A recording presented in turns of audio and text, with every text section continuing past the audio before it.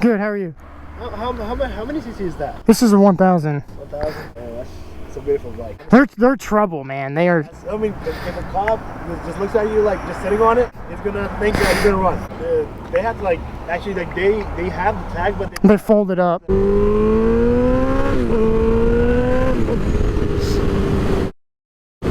Another Gixxer right there. I think that was one of these, man. I mean, this thing just has so much power. I've said it myself, man. 600 cc is too fast for the street. So if a 600's too fast, then this must be just completely pointless. You're wasting your money. Well, skirt.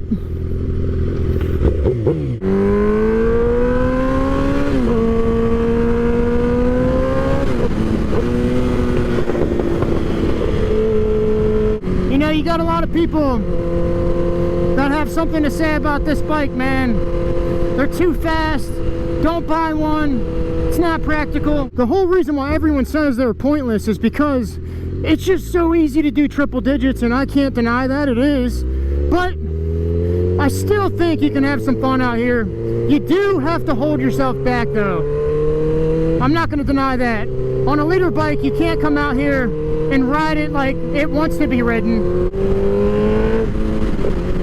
I mean, it's just got a lot, man. This bike, to me, has a lot of mid-range, and I like that. It kind of makes it practical. I mean, you're talking to a guy that loves this bike. I'm going to tell you it's practical when, you know, I know it's not, but I do love the bike, so I'm going to say, I'm going to favor the bike, man. I love this bike.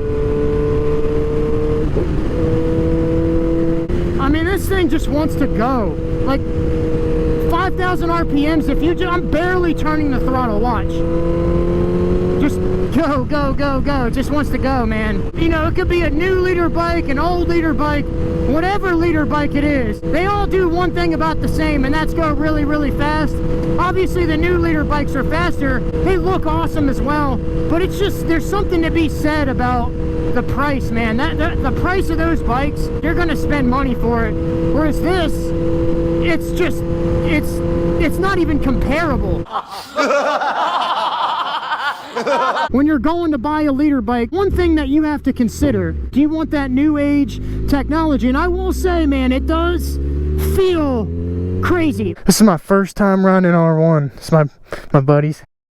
Damn, man, this thing is cool. Dude, this thing feels crazy. Do I have to pull in the clutch? What the? Oh my gosh.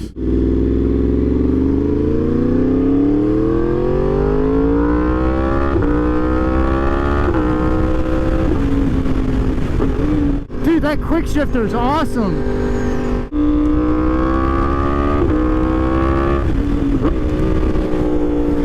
I mean, that thing's absolutely insane. I mean, I'm barely touching that.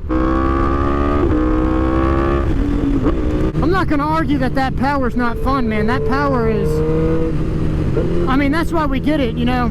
The thing with people that buy these bikes, man, we know what we want. Oh man, the ergonomics and this and that, we already knew that. We knew that the ergonomics weren't ideal for traveling like 6 hours one way. We know that, but who buys this bike to do that? Nobody buys this bike to do that. We buy this bike because we like that power and we want to have fun, man. And everybody knows that, you know, taking a slow bike and being able to use the whole thing, that is a lot of fun, like being able to use the whole power band, right? The biggest argument with this is when you do hit it, you're always going, it's hard to not do triple digits, right?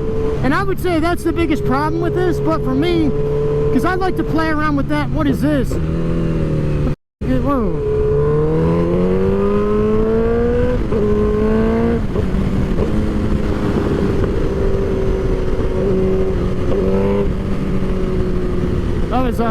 Got to be prepared, man, for anything out here. The first thing that I realized after picking up a liter bike is the power just isn't up top. It's everywhere. Low end, mid-range, top end. I mean, this thing will destroy a 600. If you can pick up this bike for the same price as a 600, if not cheaper, because it's old. Remember, this is an 06, so it's going to be cheaper than new liter bike.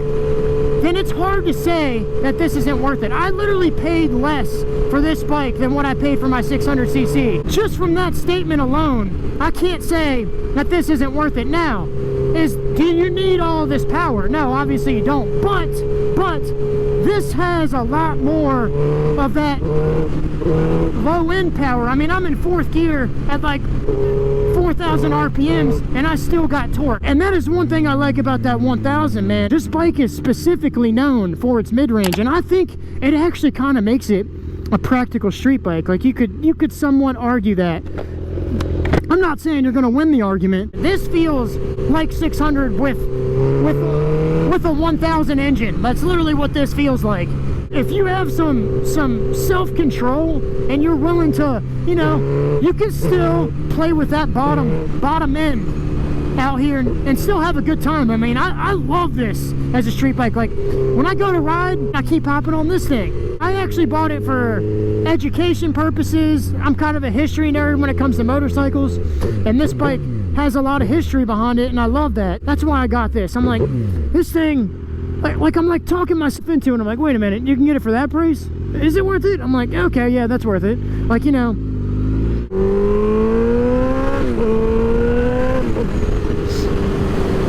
another Gixxer right there. I think that was one of these, man. I'm gonna argue this thing's practical, but I'm not gonna lie. If you actually ride it, you know, then it wants to just do one thing, and that's go very, very fast.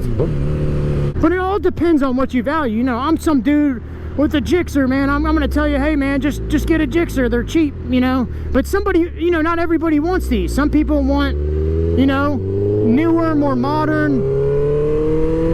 They might not like the way this thing looks, or like, dude, it doesn't have a gas gauge. Those modern sport bikes look awesome. There is something to be said about that. But I also like the way these bikes look. You know, this was actually considered, this bike right here is considered to be the beginning of the modern sport bike era. I mean, it actually feels like, other than like quick shifter, which you could put that on here if you really wanted, other than like electronics, I mean, this bike is pretty modern.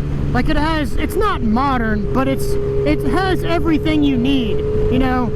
I think luxuries on a bike are different than luxuries in a car. Like I see bikes today, I'm like watching guys, I'm like, oh man, he's a good rider. And then I see, oh, it has an auto blipper, it's got this, it's got that. I'm like, he ain't even riding it. You know us Gixxer guys, man, it's 05 every year for us. I feel like I'm one of the lucky ones. This was my dream bike, and it was actually obtainable as far as price. It does everything I want it to do. It can go fast, it can be normal, it can do whatever you want it to do. The problem usually with these things isn't the rider. I mean, it's easy for anyone to get on here and just speed. I get that. I'm not going to deny that. I'll straight up tell you, man, this thing, if you don't have self-control, man, this thing's a problem. You definitely have to hold back with this bike. Like, when you have the power at literally at your wrist, you know, you gotta be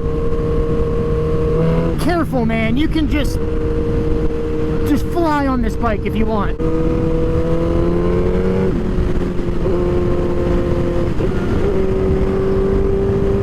See, like, look, I'm not even trying, and I could like just fly right now. You can see I'm riding this as a street bike perfectly fine right now. Actually, the guy coming up behind me is kind of coming up closer than I want. That's when we can just either get over or use this bike to our advantage. Dude, 4th gear is, oh my gosh. 4th gear on this bike is just, dude, you could literally stay in 4th gear the entire time. It's got so much power.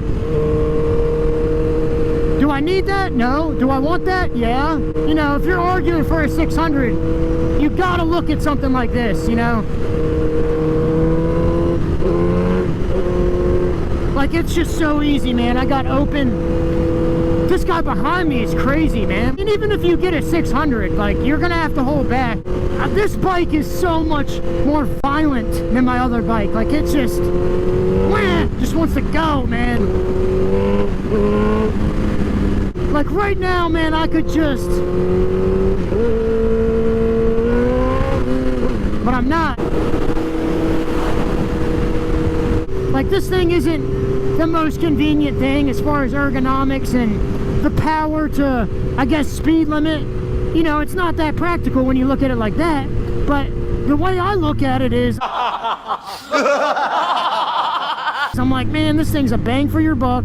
It's cheaper than 600. Why would I buy 600 if I can buy this for cheaper, you know? And I already have 600, right? And that kind of shaped the way I look at bikes now. I'm like, wait a minute, this is the same thing as 600, but just better. If I'm going to spend money on a new motorcycle, it's going to be the 1000. And the reason why, I feel like you're getting more for your money, because they're going to put all of the latest features on that thing. Whereas the 600, you're buying the same thing for the last 10 years. You might get on this and be like, dude, this thing's an 06, it doesn't have a gas light, it doesn't have this, it doesn't have that. I'm like, you know, to me, I don't really care, but to someone else they might, you know. So it all depends on how you personally value it.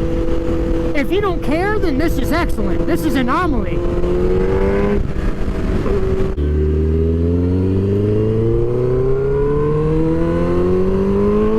If you guys go online, you'll see a lot of people that go to the track, they'll have their track bikes, which are usually 600s, and their street bikes are typically 1000s, right? After owning both of these now, I kind of see why they do that, because that 600 is so small, you feel like you can just take it on the track and throw it around. It's kind of like the same thing with dirt bikes. Like, when I was on a 125 two-stroke and I went to a 250, I felt like the 125, I could ride even harder because it was smaller and I could just throw it around. Like, I felt so comfortable on that bike. And when you come to these and you feel like how they're a little bit bigger, they're a little bit heavier, and they're faster, right? And they're just, I wouldn't say they're harder to ride, but they're definitely more to ride, just because how much more power and all that it has. And then you hop back on a 600, you're like, dude, I can throw this thing around. And that's what a lot of people typically do. They'll have their 600s as their track bike and this as their,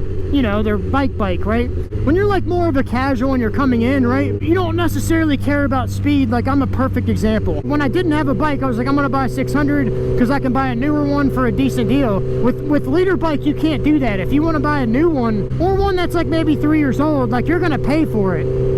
Whereas 600, like, you can buy one secondhand, maybe 3-4 years old, looks almost the same when you're new. Then you realize when you look a little closer, the 1000's a little beefier, got a bigger back tire, just bigger in general. But after me owning this now, and I'm like owning it, and I'm like, oh, okay, after I experienced it, I've changed the way I look at bikes. I'm like, if I buy a 600, it's gonna be old. Like, if I'm spending $10,000 plus on any bike, like sport bike, it's gonna be 1000 for sure. If you notice, they throw their money into the 1000s before they do the 600s.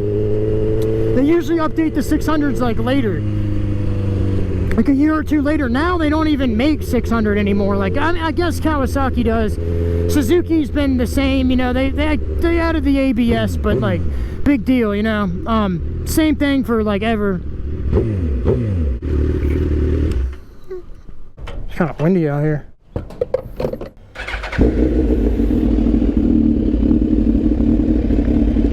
If I was gonna buy a new bike, it would actually be that ZX10, man. That thing is awesome. I love that bike. Love that bike. Love bikes in general.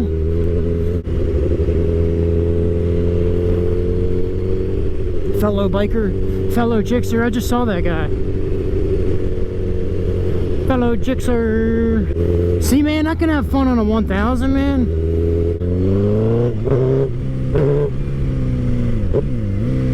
Skirt.